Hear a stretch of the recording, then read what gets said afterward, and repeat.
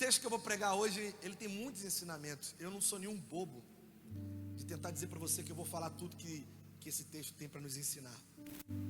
Jesus tinha acabado de multiplicar os pães e os peixes. Jesus está diante de uma multidão, mas ele está cansado. E aí, antes de ele seguir a jornada, o texto diz assim: Jesus foi se despedir da multidão. Antes de ele seguir a jornada, Jesus amava a gente, cara. Ninguém amava a gente como Jesus. Jesus amava as pessoas. Jesus era Deus, ele poderia ir embora, todo mundo já recebeu pão, todo mundo já se alimentou, mas Jesus não foi embora. Jesus disse assim para os discípulos: entra no barco, atravessa para o outro lado enquanto eu vou despedir a multidão. E aí Jesus vai despedir da multidão, dá um beijo com um, tira uma selfie com o outro. Vem cá, Jesus, vou tirar uma selfie, mandar uma foto para a tia Josilene, vem cá. Jesus era simpático, Jesus era amável, Jesus não era estrela, Jesus não se achava melhor do que ninguém, pelo contrário. Jesus era o famoso, sabe qual era a fama de Jesus? O amigo dos pecadores. Jesus provavelmente seria barrado na maioria das nossas igrejas hoje, porque ele não tinha cara de evangélico, ele era o evangelho. Ele era a verdade. E a verdade incomoda, irmão, a verdade assusta, a verdade faz a gente ser confrontado com a nossa religiosidade. Então Jesus vai despedir a multidão, e Jesus está lá abraçando, a hora passou, ficou tarde, os discípulos foram obedecer. O que Jesus disse? Entra no barco e faça o quê? Passa para o outro lado. Quem lembra dessa passagem aqui? 5 morros levantados, um monte de gente não entende, ok? Eu estou pregando, vocês estão comigo aqui? Pode acender a luz no povo aqui, irmão, pode acender, eu sou pastor de igreja, pode acender, eu gosto de ver gente. Traz luz para o povo aqui. Aê, agora vocês estão bonitos, pronto. E aí Jesus está despedindo da multidão, a hora passa, Jesus sobe para orar, porque Jesus deu muito, e quando você dá muito, você precisa de quê, gente? Receber. Aproveitando então Jesus, algum dos poucos e raros momentos que ele está sozinho, ele sobe no monte para orar, para ter tempo com o Pai. Eu fico pensando, as pessoas querem se relacionar com Deus de um jeito tão esquisito. Irmão, Deus não está atrás do que você faz, Deus está atrás de quem você é. 15, glória a Deus, um monte de gente tentando entender, vamos lá. Se até Jesus teve que parar para recarregar na presença do Pai, quem somos nós para não fazer isso, irmão? E a gente fica ativista, fazendo tudo para Deus, deixa eu fazer, deixa eu fazer. E a gente não para orar, a gente não para ler a Bíblia, a gente não para buscar, a gente não para nada. Jesus, não, peraí, eu vou parar, vou conversar com meu Pai, ter tempo com meu Pai, ouvir da boca do meu Pai. Até porque Jesus mesmo disse: tudo que eu falo, eu ouvi da boca do meu Pai, eu só falo o que eu ouvi dele. E aí a gente fica olhando assim, Jesus agora está vivenciando, e vai vivenciar um dos momentos mais pregados até hoje. Essa história que eu vou ler é uma das histórias que mais se prega por aí, é uma das histórias que mais se falam por aí. Jesus vai vivenciar uma das experiências mais incríveis e sobrenaturais. E nessa experiência eu vou te ensinar hoje como dominar o medo, como seguir em frente, como continuar, como não parar e não desistir. Sacode alguém e diga assim: tu não vai parar não, filho. Sacode alguém, por favor, me ajuda aí. Sacode alguém, você não vai parar não. Pelo contrário, tu vai correr mais ainda, tu vai crescer mais ainda, tu vai avançar mais ainda. Não vai parar nada. Eu vou lá, depois desse show, eu vou chutar o balde. Vai nada, filho. Tu vai pegar o balde e vai encher ele, para a glória de Deus. Como tomar decisões? Como tomar as decisões certas diante de tanta coisa que a gente passa na vida? Como tomar as decisões diante dos desafios que a gente enfrenta? Como esse momento agora pode nos ensinar tanta coisa? O texto está aqui, ó, Mateus capítulo 14, versículo 22. Eu vou ler o texto, vocês estão no escuro aí, vocês não conseguem ler, então eu vou ler para vocês. O texto diz assim: despedindo a multidão, Jesus subiu no monte para orar. Ao cair da tarde, estava ali sozinho. Entretanto, o barco já estava no meio do mar, açoitado pelas ondas, porque o vento era contrário. Na 4ª vigília da noite, dirigiu-se Jesus a eles, andando por sobre o mar. Os discípulos, vendo-o caminhar por sobre o mar, assustaram-se, dizendo: é fantasma! E gritaram de medo. Jesus, porém, imediatamente disse: tem de bom ânimo, sou eu, não temais. Respondeu Pedro: Senhor, se és tu, me manda ir ter contigo sobre as águas. Ele disse: vem. E Pedro, descendo do barco, andou por sobre as águas para ir ter com Jesus. Mas observando o vento forte, teve medo, começou a afundar e clamou: Senhor, salva-me. Imediatamente Jesus estendeu a mão, tomou-lhe e disse: homem de pequena fé, por que você duvidou? Entrando ambos no barco, o vento cessou. Entrando ambos no barco, o vento cessou. Entrando ambos no barco, o vento cessou. Então os que estavam no barco adoraram, dizendo: és verdadeiramente Filho de Deus. Alguém não glória a Deus aqui? Sabe qual é o problema de nós evangélicos? Eu vou dar um monte de resposta hoje aqui, e como eu vou embora amanhã, você se vira com o teu pastor. Sabe qual é o problema de nós evangélicos? A gente acha que tem que saber tudo. A gente acha que tem que ter resposta para tudo. A gente acha que tem que saber tudo. A gente fica aí, ó, as redes sociais dos evangélicos são as redes sociais mais chatas que tem, porque a gente acha que tem que dar opinião para tudo. Olha o silêncio da morte. Olha o silêncio de gente falando assim: pegaram o seu Instagram, Jaiane. A gente é assim, a gente acha que tem que saber tudo. E na verdade, nós somos parte de uma geração que tem convicção de tudo, mas não sabe de nada. Já reparou? Nós somos de uma geração que acha que sabe tudo, mas não tem certeza de nada. A gente fica dando palpite para as coisas. Agora eu vou dar palpite para o governo, eu vou dar palpite para isso, eu vou dar palpite da ideologia, eu vou dar palpite de não sei o que lá. A gente fala de tudo, mas a gente não sabe de nada. E eu acho incrível esse texto, porque Jesus disse para os discípulos assim: passa para o outro lado.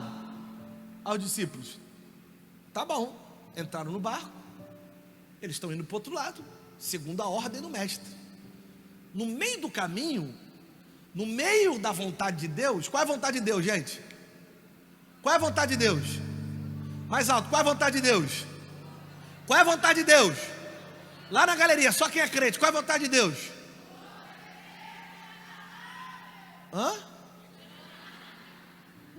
A vontade de Deus é que eles cheguem do outro lado, sim ou não? O pessoal é crente pra caramba, né? Gente, qual é a vontade de Deus? Chega do outro lado. Eu sei que é bom, agradável e perfeito, ok, mas eu estou falando aqui, qual é a vontade de Deus? Qual é a vontade de Deus para a tua vida? Você sabe qual é a vontade de Deus para a tua vida? Se você não souber qual é a vontade de Deus para a tua vida, você vai ficar a vida inteira falando de versículo, mas não vai contar a tua história. Você nasceu para quê? Você nasceu para fazer o quê? Você foi chamado para quê? Deus te escolheu nessa terra para quê? Enquanto você não souber para que Deus te chamou, meu amigo, não dá para sair do lugar. Aqui os discípulos, ó, qual é a vontade de Deus? Passemos para o outro lado. E sabe qual é o nosso problema? Nós evangélicos, a gente acha que só porque uma tempestade muito grande nos encontrou no centro da vontade de Deus, a gente está em pecado, a gente está errado, a gente está falhando. No meio da vontade de Deus aparece uma tempestade. Isso não significa que você está errado, significa que o melhor tempo de Deus na tua vida está chegando aí. Eu vou repetir para quem está ali, que ali tem mais crente. Vamos lá. Pode ser que essa tempestade aí não quer dizer que você está errado, não quer dizer que você está pecando. É o contrário, você está indo em direção ao propósito de Deus para a tua casa, o propósito de Deus para a tua família. Sacode alguém e diga assim: não para não, não desiste não, esse vento vai passar.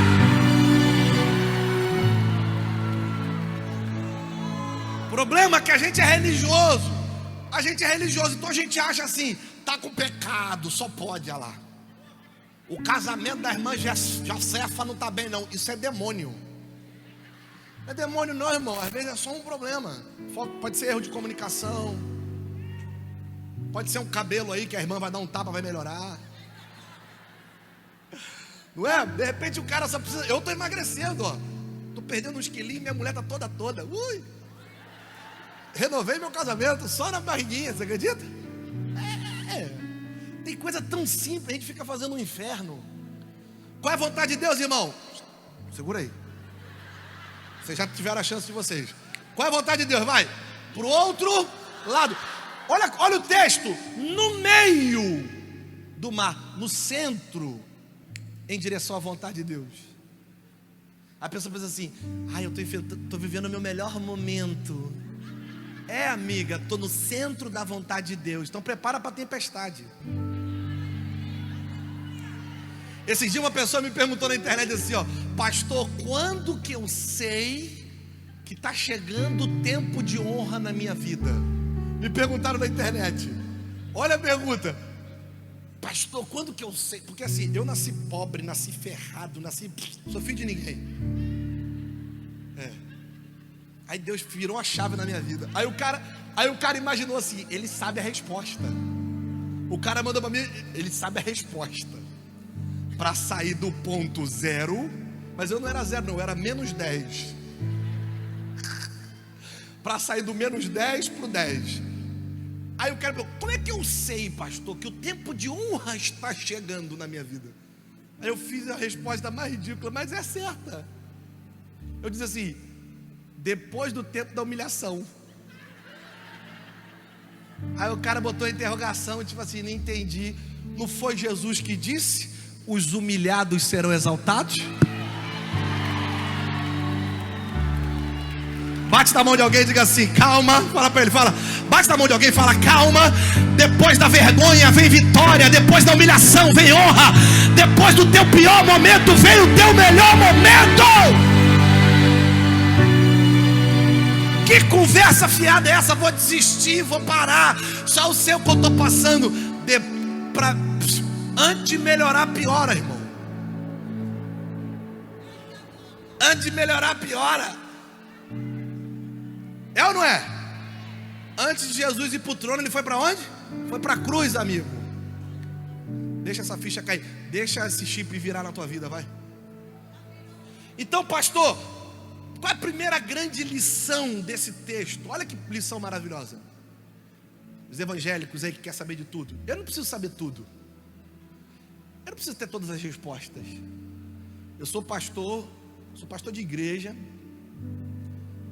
Há 6 anos eu sou pastor da Lagoinha, no Rio de Janeiro.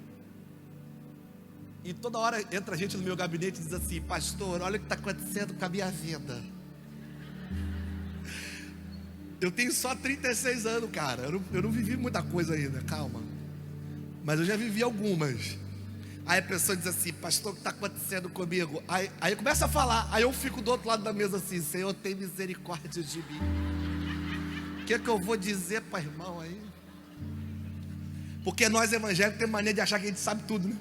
E ter resposta para tudo. Aí Pedro diz assim: pega essa aqui. Se você pegar essa aqui, irmão, tua vida nunca mais vai ser a mesma. Tá entendendo isso aqui? Vou começar mandando uma bomba já, aqui, vou pregar para quem está ali.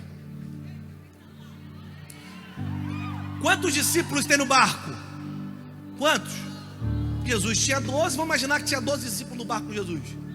Tem 12 discípulos, está todo mundo morrendo, está todo mundo vendo a água entrar no barco, está todo mundo desesperado. Tem gente lá orando, mas não faz nada, mas está no manto. Está todo mundo desesperado, meu Deus do céu. Tem os outros cantando Damares, o outro cantando Gabriela, o outro cantando diante do trono: preciso de ti. Mas tem um que é doido. Eu gosto desse aí. Eu gosto desses psicopatinhos aí, igual o Pedro. Tem um que é doido, tem um que é psicopata. Ele podia ficar na zona de conforto, ele podia ficar no barco segurando, cantando, chorando: ai Jesus, nós vamos morrer. Mas ele disse assim: olha, Senhor, calma varão, calma. Nem falei ainda, tá igual o Valdomiro, Santiago, segura aí. Calma, eu nem falei, ele já foi. Por isso que eu não gosto, tá vendo? Música às vezes mexe. Eu quero que você pense. Deixa a galera pensar, nego. Pelo amor de Deus, o cara é muito bom, mano. O cara, pô, tá doido. Quase eu chorei aqui antes de falar. Até eu quase chorei aqui. Tem um que é doido, gente. Tem um que tá no barco e ele tá vendo, todo mundo tá chamando de fantasma. Ele tá olhando e tá dizendo assim: não. Aí os 12 ouviram a voz. Uma voz dizia assim: calma, sou eu, não temais. Jesus não disse o nome. Jesus não disse: sou eu, Jesus. Jesus não disse eu sou a salvação. Jesus só disse assim, sou eu. Aí tem um que reconheceu, falou assim, espera, eu conheço essa voz.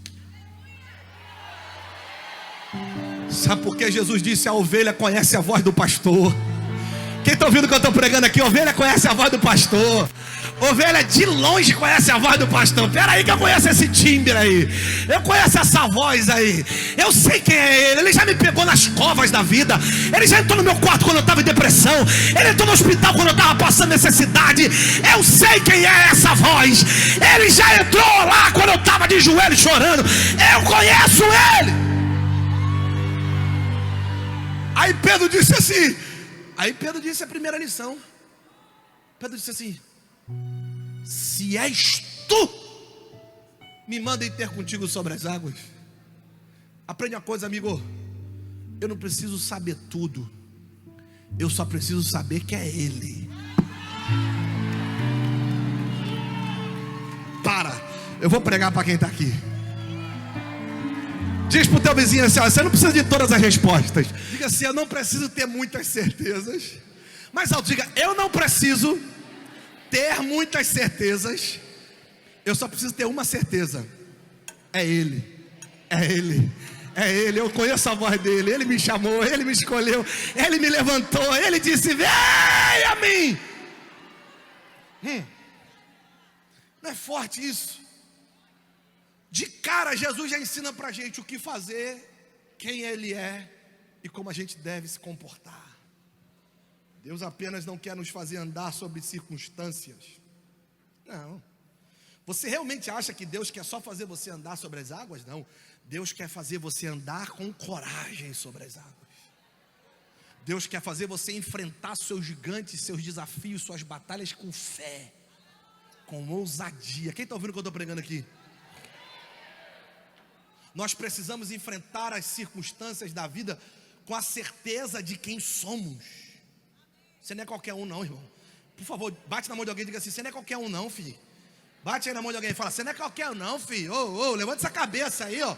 Levanta a cabeça, faz igual aquele versículo, levanta, sacode a poeira e volta por cima, rapaz.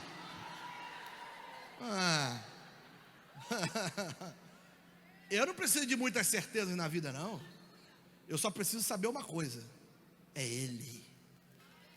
Pedro disse, Senhor, se és tu, manda-me ter ao teu encontro sobre as águas. Eu não preciso ter certeza de como é que eu vou pagar. Eu não preciso ter certeza de como é que vai acontecer. Eu não preciso ter certeza de como é que Deus vai me tirar dessa situação. Eu só não posso ter dúvida, Ele está comigo. E se Deus é por nós, irmão, quem será contra nós? Porque se for Deus, irmão, se foi Deus que te chamou, se foi Deus que te escolheu, se foi Deus que mandou você abrir esse negócio, se foi Deus que mandou você fazer, filho, não tem capeta, não tem principado, não tem ameaça, não tem projeto maligno, não tem potestade que vai parar você. Lembra o que Deus disse através do profeta Isaías? Por isso não tema, pois eu estou com você. Não tenha medo, pois eu sou o teu Deus. Eu te fortalecerei, te ajudarei. Eu segurarei com a minha mão direita vitoriosa. Lembra o que ele disse a Josué? Não fui eu que te ordenei?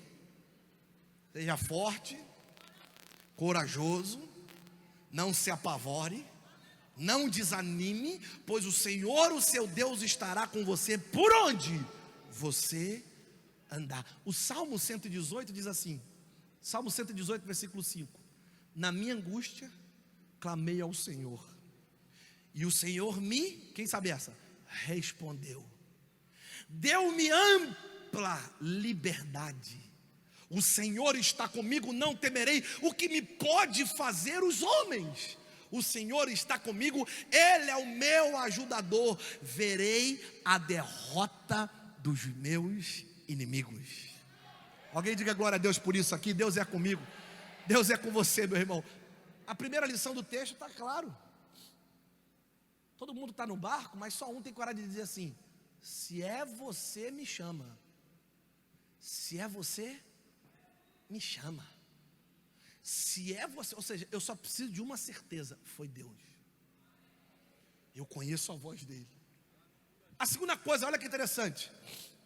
O texto diz assim: logo em seguida, Jesus insistiu com os discípulos para que entrassem no barco e fossem adiante dele para o outro lado, enquanto ele despedia a multidão. Vem comigo aqui. Quem mandou os discípulos irem para o outro lado? Quem mandou, irmão? Quem mandou? Vontade de quem? O discípulo queria entrar naquele barco? Alguém pediu para entrar? Alguém deu a ideia? Vem de quem a ideia? Vem de Jesus. Diga comigo assim: Jesus mandou entrar no barco. Diga: Jesus disse para ir para o outro lado. Diga assim: é a vontade de Jesus que os discípulos cheguem do outro lado. Então quem mandou a tempestade? Dá o silêncio, ó. Para pensar, não responde assim. As outras respondem: Jesus, Jesus. Pensa primeiro. Quem viu a tempestade? Hã? Você acha que foi Deus? Você acha que... Aí beleza. Jesus fez o que com a tempestade? Hã? Ele fez o quê? Ele acalmou, um texto de, ele repreendeu a tempestade. Você acha que Jesus repreenderia algo que o Pai mandou? Olha o pensamento agora, vamos pensar. Você tem certeza que Jesus repreenderia algo que Deus mandou? Me acha um texto na Bíblia aí onde isso aí é legal. Como que o filho vai repreender a vontade de um pai? Como que Jesus repreenderia a vontade de Deus? Se Deus enviou aquela tempestade, pastor, Deus enviou aquela tempestade para ensinar algo por discípulo. Quantos aqui são pais? Levante a mão. Quem é pai, quem é mãe? Levanta a mão, deixa eu ver. Beleza. Quantas vezes você liberou um câncer para o teu filho?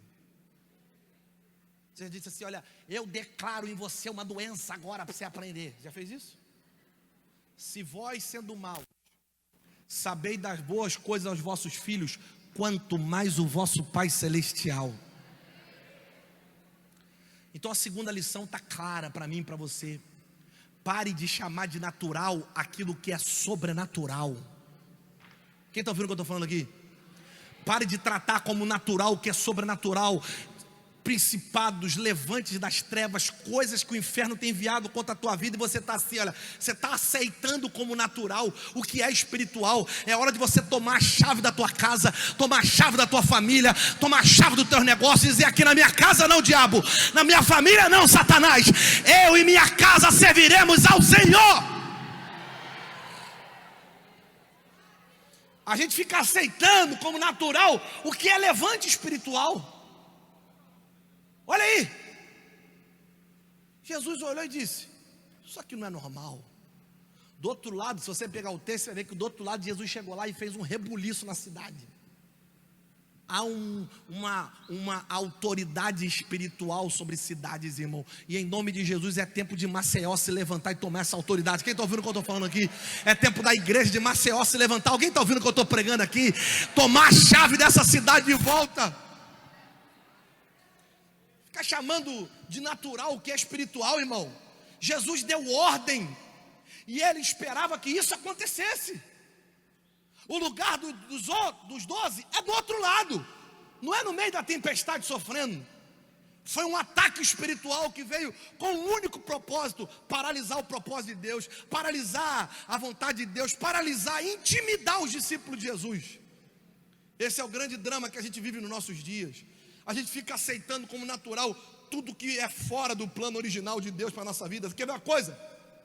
Você conhece alguém triste? Quem conhece gente triste aqui? Levante a mão. Hã? Tristeza é natural ou não é? Hã? Lógico que é. Apesar de vivermos em uma sociedade lotada de gente triste, nós não podemos aceitar como normal. 2 amém. E a gente vê dentro da igreja um monte de gente triste. Como é que você pode ser triste, irmão? A alegria do Senhor é a minha força. A marca de um crente de genuíno, meu amigo, é os dentes para fora. Marca de crente genuíno não é a saia que carrega, não é o coque que tem, não é o cabelo embaixo do braço. Marca de um crente é a alegria do Espírito Santo fluindo dentro dele, rapaz. O resto é, sei lá o que é. Eu respeito doutrina, prego de blazer, seja o que for, de terno, o que você quiser. Mas amigo, não vem dizer para mim que isso é característica de crente, não. Característica de um crente é o fruto do Espírito. Gozo, paz, alegria do Espírito fluindo. Aí o bicho carrancudo ficou crente, perdeu a alegria, perdeu a paz. Está falando.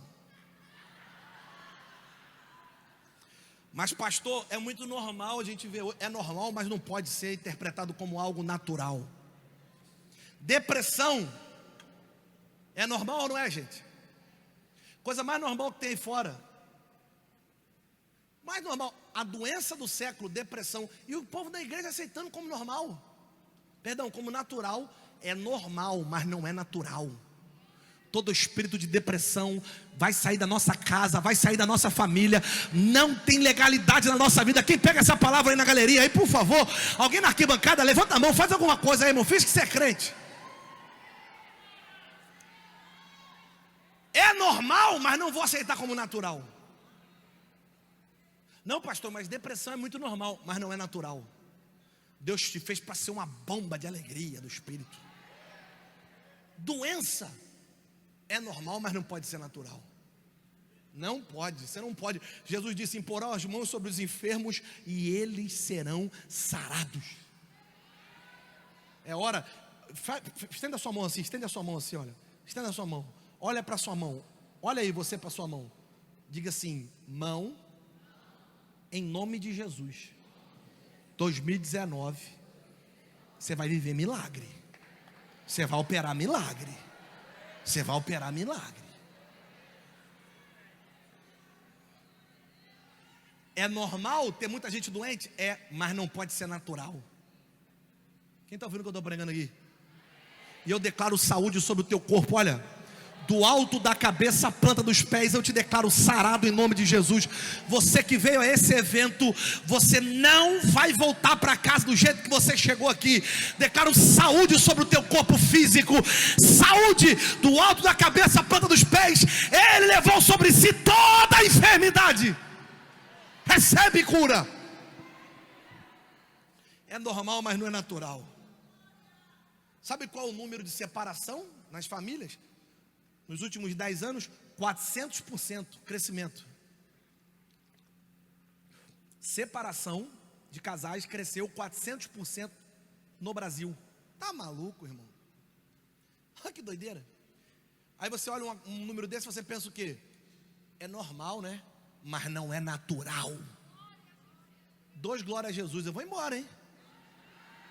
Eu vou embora, irmão. Eu sou a favor da família, amigo. Tem 3 filhos, sou casado bem pra caramba, filho. Pego minha mulher toda semana e dou um couro. Se você não pega tu, o problema é teu, meu amigo. Eu pego, tem 12 anos de casado. Desde o dia que eu casei, eu rapa. E sou cheio do Espírito Santo de Deus. E quanto mais eu faço, mais cheio eu fico, aleluia. Tem alguém ouvindo o que eu estou pregando aqui? Terra. Nunca mais eu prego em Maceió. Quem está ouvindo o que eu estou falando? Diga assim: eu e minha casa serviremos ao Senhor. Diga: a separação não vai atingir minha família. A separação não vai atingir o meu lar. Ei, Deus está te levando para casa hoje com a tua casa restaurada, teu casamento restaurado, tua família renovada. Recebe a bênção de Deus sobre o teu lar, em nome de Jesus. Se ele saiu, ele vai voltar. Por quê? Quem rouba, mata e destrói tem nome, amigo. Quem rouba, mata e destrói é o diabo. Jesus veio para dar vida e vida em abundância. Não é porque você está na direção do teu propósito que você precisa aceitar como normal toda tempestade que se levanta. Não. Vou repetir. Não é porque a gente está na direção do nosso propósito que a gente precisa aceitar como normal toda tempestade que se levanta. É hora de você calar as tempestades da tua vida. E digo mais, hein? Não espere que Jesus faça aquilo que Ele já te deu autoridade para fazer. Vou repetir. Pare de esperar aquilo que Jesus já te deu autoridade para fazer. Ele disse: em meu nome expulsarão demônios. Em meu nome colocarão as mãos sobre os enfermos e eles serão sarados. Em meu nome falarão novas línguas. Jesus disse: pedir por todo mundo, pregar o evangelho a toda criatura. Ai, Jesus. Aí a gente fica esperando, não, mas eu acho que Deus vai fazer alguma coisa. Amigo, Deus já fez, agora é você que vai fazer. Não espere que Deus faça aquilo que Deus te deu autoridade para fazer. Jesus disse, eu lhes dei autoridade. Quem tem autoridade, levante a mão e receba essa palavra. Levanta sua mão para o céu. Jesus disse, olha, eu te dei autoridade. Levanta sua mão e pega essa palavra, vai. Pega só para renovar essa palavra dentro do teu coração.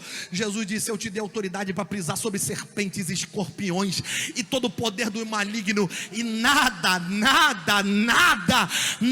te fará dano algum. E esses sinais acompanharão os que creem. Quem crê aqui, levante a mão e recebe essa palavra.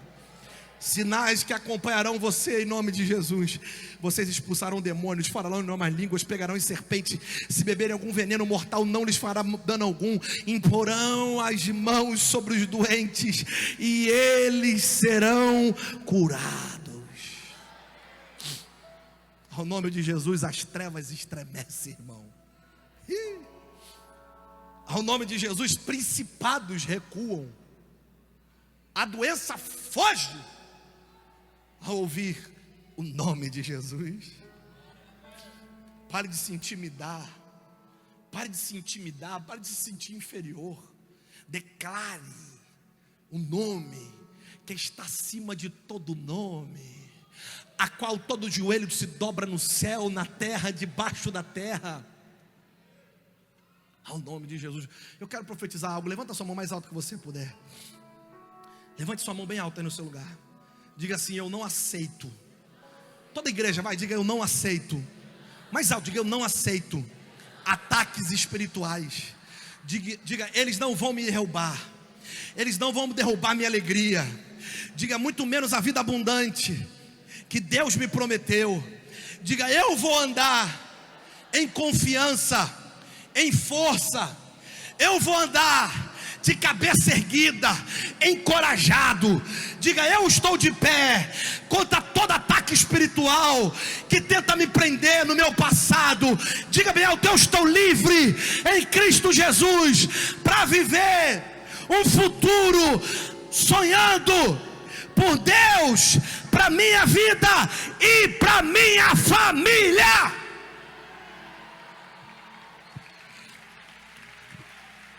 Se você quer, dar um grito mais alto que você puder aí, irmão. Ai, ai, ai, ai. Deus está aqui, ó. Mas o texto continua. Pedro disse, se é você, me chama aí que eu vou. Jesus disse, vem. Irmão, cuidado com as ideias que você dá para Deus, viu? 5 pessoas entenderam. Jesus não deu ideia nenhuma, a ideia foi de Pedro. Vou repetir. Jesus não fala nada. Quem disse assim, me chama para andar sobre as águas, foi Pedro.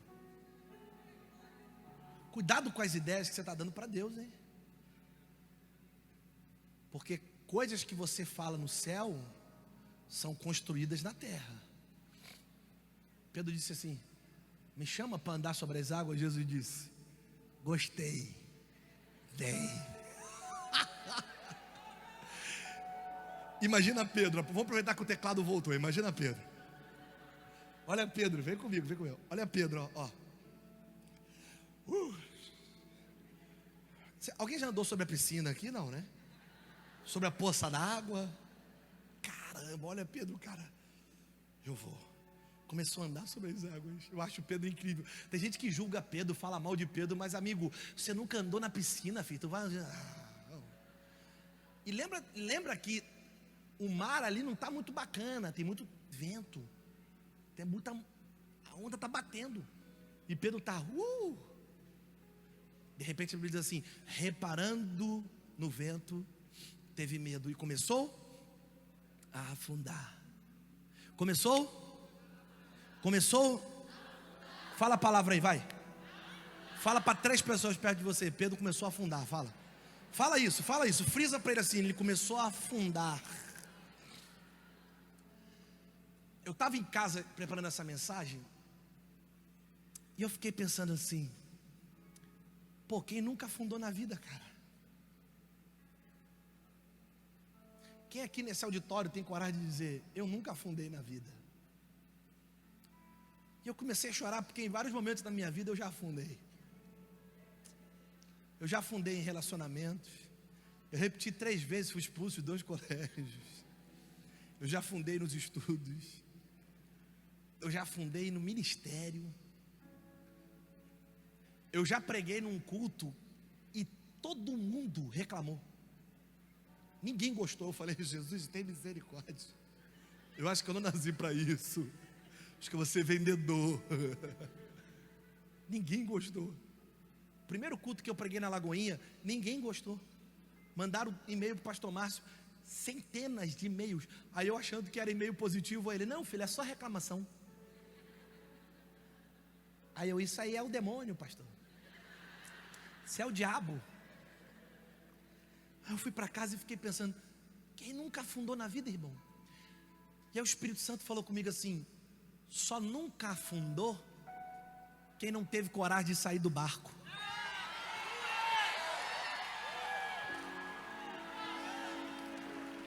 Eu acho que você não está entendendo o que eu estou pregando, não. Eu vou embora, pô. Eu vou embora. Posso ir embora? Encosta no sermão e diga assim: só nunca afundou quem não saiu do barco, irmão. Só não afunda quem fala demais e faz de menos. Só não afunda quem fica na zona de conforto. Quem sai da zona de conforto, um dia afunda, uma hora dá errado. Mas calma aí que eu estava em casa e eu falei assim: Deus, eu já afundei várias vezes. Quem nunca afundou? Irmão, quem nunca ouviu um não? Quem nunca teve coragem de ouvir um sim? Quem aqui já ouviu um não na tora? Fala a verdade. Você mandou uma mensagem para Jennifer. Como é que é o nome dela? Jennifer. E ela falou assim: desculpa, você confundiu tudo. Eu não gosto de você. E aí você fica do outro lado assim: não, pô, você que interpretou errado, era outra coisa. Aí já era, amigo, já era. Só nunca ouviu não quem nunca teve coragem de ouvir o sim. Mas nunca levei um não, nunca mandou mensagem para ninguém. Nunca chamou ninguém para jantar, não é verdade?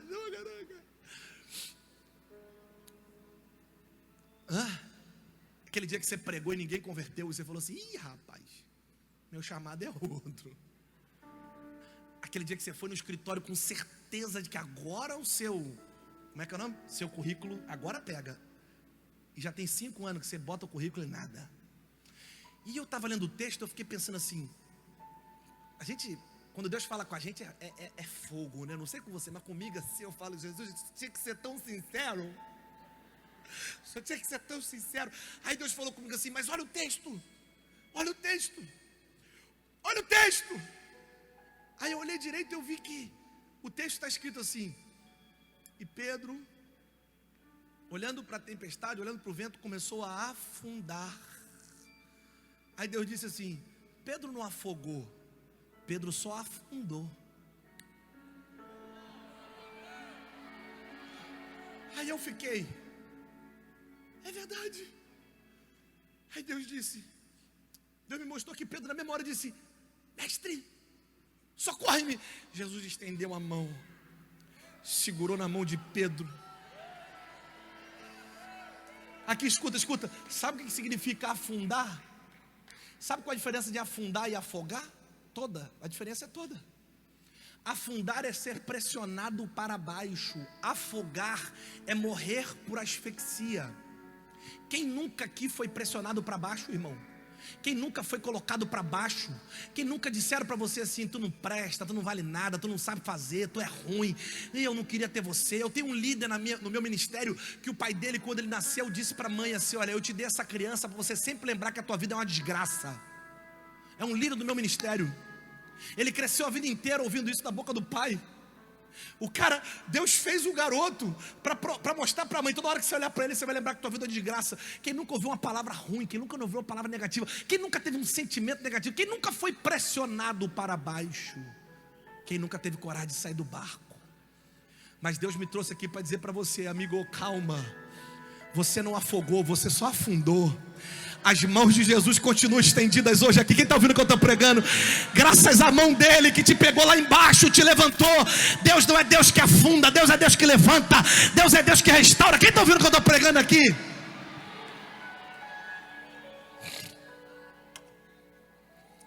Aí Deus falou comigo: o problema é que tem muita gente afogando naquilo que deveria só se afundar. Diz para o teu irmão assim: relaxa, irmão. Fala para ele assim: fica bem. Diga para ele: eu estou bem. Eu só afundei, eu não me afoguei. Diga: eu estou vivo e eu estou de pé novamente. Avisa aí fora, para quem quiser saber: eu não afoguei não, tá? Eu estou de pé.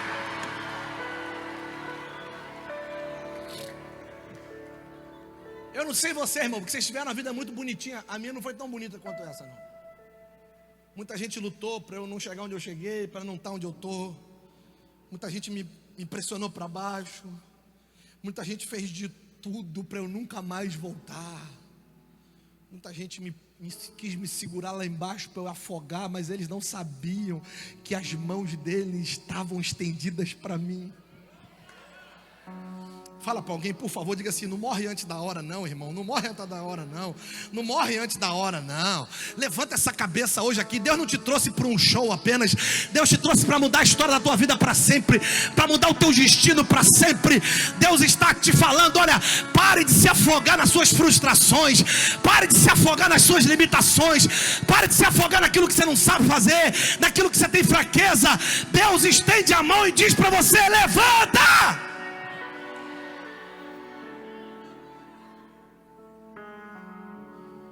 Momento ruim no casamento só nunca teve quem nunca casou, filho. Fase ruim no trabalho só não teve vagabundo que fica em casa à toa. Já disse: quem nunca tomou um toco é quem nunca teve coragem de ouvir um sim. A vida é assim, cara. Pastor, por que a vida é assim? Porque ela é. E vou dizer uma coisa para você, irmão. Descobri um segredo. É isso que nos torna dependente de Deus, cara. Eu vou repetir, que eu acho que você não entendeu. É isso que nos torna dependente de Deus. Que quando a gente pensa que vai afundar, a gente só levanta a mão. Quem está entendendo o que eu estou falando aqui? Quem um dia levantou a mão e disse: Jesus, eu estou aqui. E Ele segura na nossa mão e diz: vem, vem, vem, vem, vem. Agora imagina a cena. Imagina a cena. Você está trabalhando, né? Vem cá, mano, vem cá, vem cá. Chega aí. Imagina a cena. Senta aqui, senta aqui. Imagina a cena, Pedro. Vem. Pedro se levantando, vai. Jesus traz ele de volta para o barco. Pedro está no barco com Jesus, mas a roupa está toda molhada. Que vergonha, cara. Na frente de todo mundo: Pedro, você me paga um mico desse, cara. Na frente do nosso líder, como é que você dá um mole desse, cara? Pedro, você tem uma mania de achar que você é mais espiritual do que os outros. Para com isso, cara. Se comporta. Imagina Pedro voltando para o barco, cara. Que cena triste, que cena deprimente, que cena terrível. Imagina os 11 olhando para Pedro com aquele olhar de reprovação, sabe? Que vacilo, brother. Meu Deus do céu, você não muda, hein? Já não bastava o homem te chamar de diabo, agora você dá uma dessa. É, irmão, não é fácil estar na tua pele não, viu? Afundou na frente do homem. Imagina Pedro, fica aqui Pedro. Essa veste suja, essa veste de pecado, essa veste de lama. Você está na igreja, Pedro. Troca essa roupa. Aqui na igreja é outra roupa, Pedro. Aqui na igreja não pode ter roupa molhada, Pedro. Aqui na igreja você tem que ter roupa de crente, cabelo de crente, sovaco de crente, Pedro. Você não pode ter essa roupa suja aqui na igreja, Pedro. Aqui na igreja você tem que fingir que você está bem. Aqui na igreja você tem que mostrar para todo mundo que você está ótimo, Pedro. Aqui no barco a história é outra, Pedro. Lá fora você se arrebenta. Aqui você tem que fingir que está tudo bem. Porque nós evangélicos somos assim, né, irmão? Mas engraçado que Jesus aceitou Pedro do jeito que ele estava.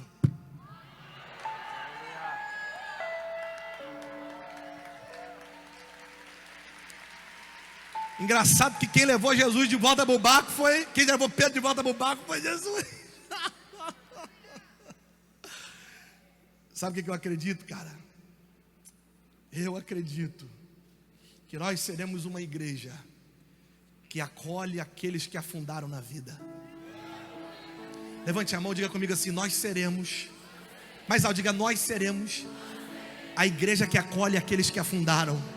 Diga bem alto: nós seremos um lugar onde aqueles que afundaram encontrarão forças para se levantar.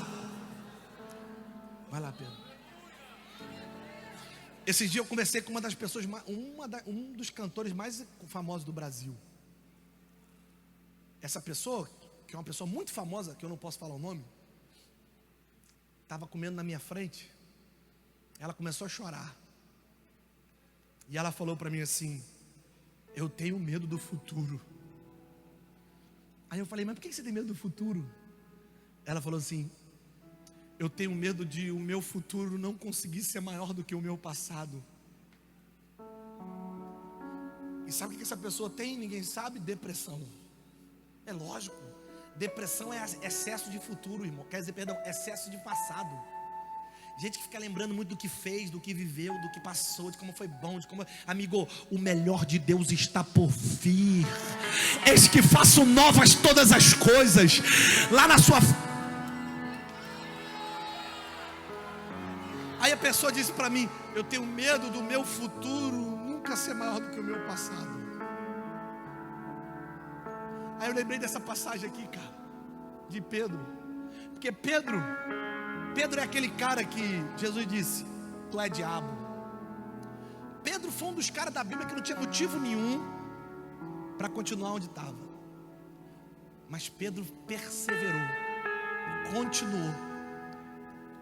E mesmo depois de ter negado a Jesus, Jesus foi até Pedro e disse: você me ama, cara, vamos voltar. Pedro voltou. E a história de Pedro não acaba em Pedro afundando. Atos capítulo 5. Eu vou encerrar aqui. Está sem retorno na minha voz aqui, hein? Acabou geral. Deve ser para eu acabar, né? Tá bom, vou acabar agora.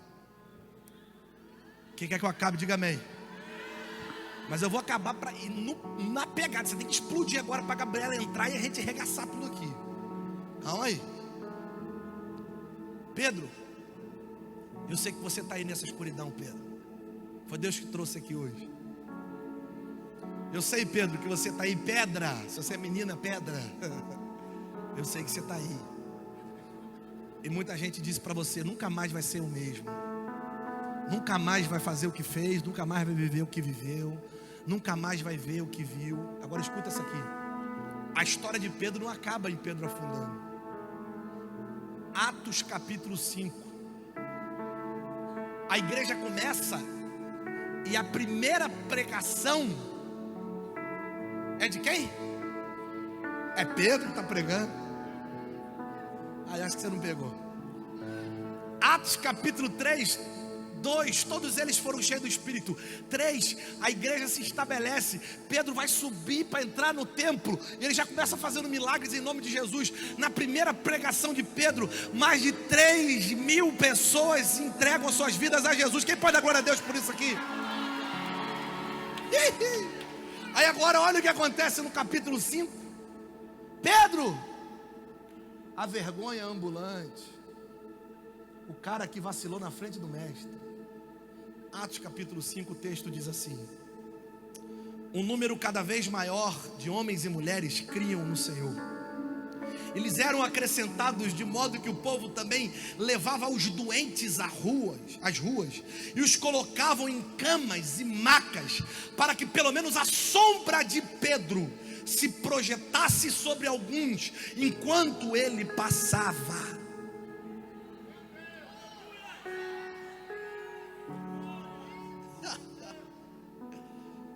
Peraí, aqui Pedro não tem fé, porque vê tempestade e começa a afundar.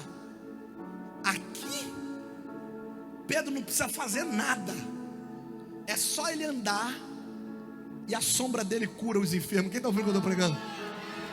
Levanta a mão e glorifica a Deus aí, porque Deus não desiste da gente. Não desiste da gente. Levanta a mão que eu vou profetizar aqui para alguém que está ouvindo hoje que eu estou pregando. Olha, as marcas do teu fracasso não serão maiores do que as sombras do teu futuro.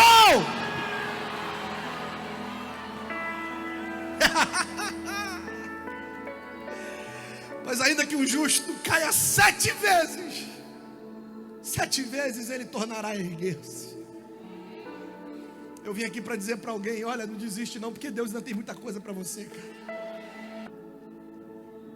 Eu vim aqui para dizer uma coisa: a vida vai tentar te afundar, mas com a história de Pedro eu aprendo uma coisa: só afunda na vida quem segura na mão errada. Segura na mão de Deus hoje aqui, levante a sua mão e segura na mão dele. Se um dia ele te levantou do lamaçal, do lodo, fica de pé no seu lugar e comece a exaltar ele no seu lugar. Se um dia ele te encontrou no mais profundo abismo, fica de pé no teu lugar, levante a tua mão mais alto que você pode. Se um dia foi ele que te achou lá na tristeza, na depressão, na angústia, no medo, na circunstância adversa, erga as tuas mãos e glorifique a ele aqui nesse lugar. Alguém exalte a ele aqui nessa noite. Se um dia você foi encontrado por ele, se um dia ele te tirou do império das trevas, erga as tuas mãos e exalte a ele aqui nesse lugar. Pão do céu, enche-nos de ti nessa noite. Enche-nos de ti nessa noite. Espírito Santo.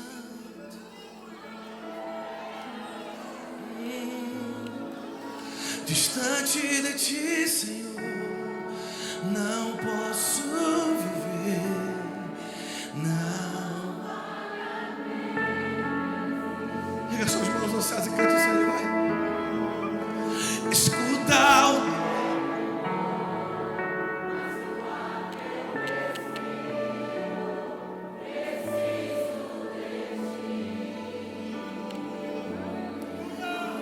o preciso, cara.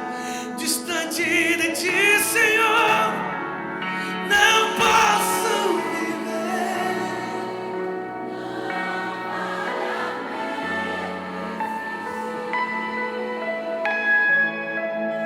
Escuta o meu